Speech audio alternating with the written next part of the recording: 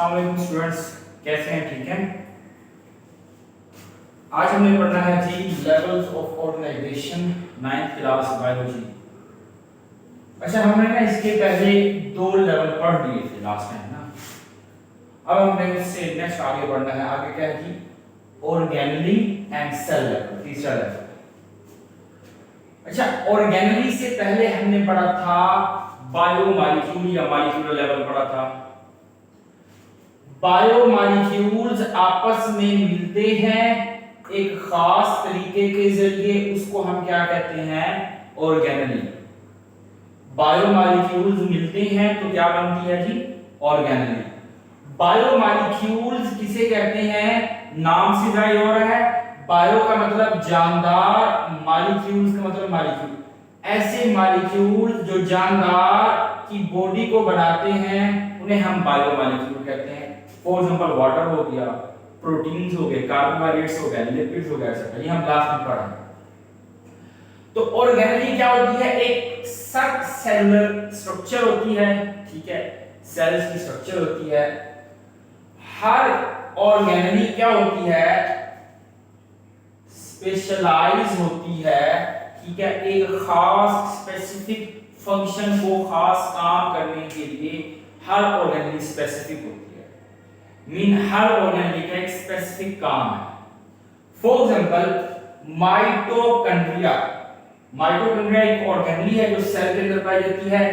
इसका काम है सेलुलर रेस्पिरेशन करवा के एटीपी पैदा करना, एनर्जी पैदा करना। सेलुलर रेस्पिरेशन क्या होता है ये आप आगे मजीद डिटेल में देखेंगे। ये एक ऐसा प्रोसेस होता है जिसमें कार्बन हाइड्रोजन बॉन्ड टूटते हैं, ठीक है, ऑक्सीडेशन रिडक्शन की मदद से, और एटीपी की शक्ल में एनर्जी खारिज होती है और फिर ये एनर्जी हमारा सेल इस्तेमाल करता है। राइबोसोम्स ये एक ऑर्गेनेली है। इसका काम क्या है कि प्रोटीन सिंथेसिस, प्रोटीन बनाना, ठीक है, ये इसका काम है। अच्छा, ये ऑर्गेनेली खत्म हो गई। नेक्स्ट आता है जी सेल लेवल। अब जब ऑर्गेनेलीज असेंबल होते हैं, इकट्ठे मिलती हैं तो क्या बनता है? एक सेल बनता है। काफी सारी ऑर्गेनेलीज मिलती हैं, मिलके क्या बनाती हैं जी? एक सेल।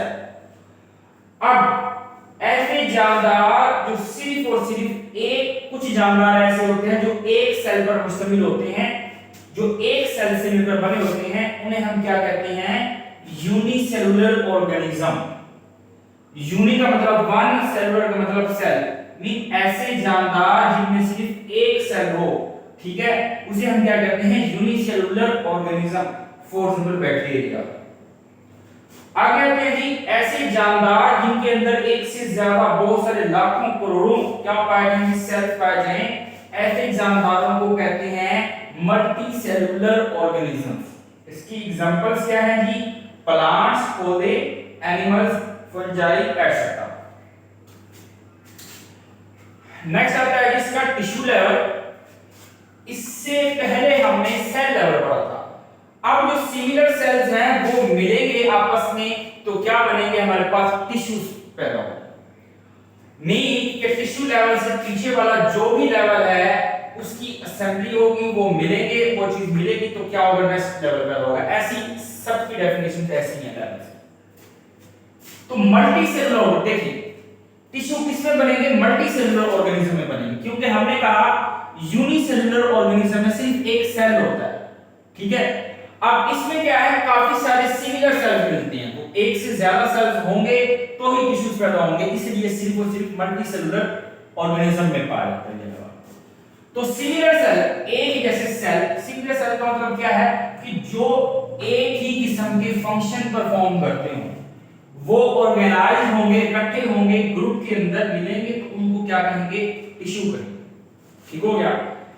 जो हर सेल है टिश्यू के अंदर, वो अपना लाइफ प्रोसेस उसके अंदर अपना होता है। फॉर एग्जांपल हर सेल के अंदर अपना अपना सेलुलर रेस्पिरेशन हो रहा होगा, प्रोटीन सिंथेसिस होगी। एक सेल के अंदर जो भी केमिकल प्रोसेस, जो कुछ भी हो रहा है, जो भी प्रोसेस हो रहे हैं केमिकल प्रोसेस, वो हर सेल की अपनी अलग अलग होगी। ये नहीं कि सब सेल का इकट्ठे ही एनर्जी पैदा होगी, ऐसा नहीं है। हर सेल के अंदर इसकी एग्जांपल में देखें।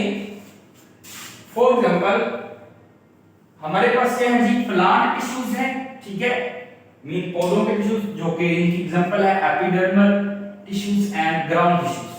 मीन एपिडर्मिस जो सबसे बाहर वाली जो लेयर होती है पौधों के अंदर, उसको एपिडर्मिस कहते हैं। जो एक्सटर्नल एनवायरनमेंट, बाहर वाले माहौल, पौधों के अंदर वाली चीजों को अलग रखती है। उसके अलावा ग्राउंड टिश्यूज होते हैं, ये पौधों के सॉफ्ट टिश्यूज में पाए जाते हैं, सॉफ्ट ऑर्गन्स में पाए जाते हैं। और एनिमल टिश्यूज, नर्वस टिश्यूज जो हमारा नर्वस सिस्टम बनाते हैं, ठीक है, और मस्कुलर टिश्यूज जो हमारे मसल्स बनाते हैं, जो मसल्स क्या करेंगे, कंट्रैक्ट और रिलैक्स होंगे और हमें मूवमेंट करवाएंगे। उम्मीद है आपको समझ आ गया होगा जी। ओके जी, अल्लाह हाफिज़।